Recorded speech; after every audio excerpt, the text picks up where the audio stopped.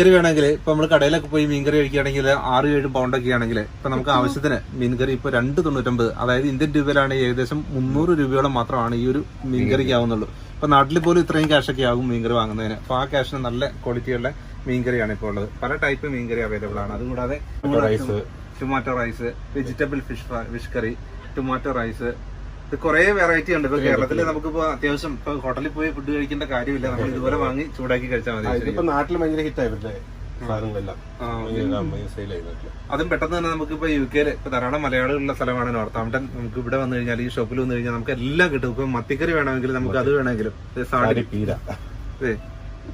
മത്തിപ്പീര അല്ലെ, അപ്പൊ അതുപോലുള്ള എല്ലാ ഐറ്റംസും അവൈലബിൾ ആയിട്ടുള്ള ഒരു സ്ഥലമാണ് ഇത്. ട്രഡീഷണൽ മത്തിക്കറി, അതുകൂടാതെ എരിവ് കൂടിയതും എരിവ് കുറഞ്ഞതും, സ്പൈസി, മീഡിയം സ്പൈസി, അതുപോലെയുള്ള എല്ലാ ചോയ്സിലുള്ള മീൻകറിയാണ് ഇവിടെ അവൈലബിൾ ആയിട്ടുള്ളത്. അത് ഇതുപോലുള്ള ടിന്നുകളിലായിട്ട് ലഭ്യമായിട്ടുള്ളത്. പിന്നെ പപ്പടം, അതുപോലുള്ള ഐറ്റം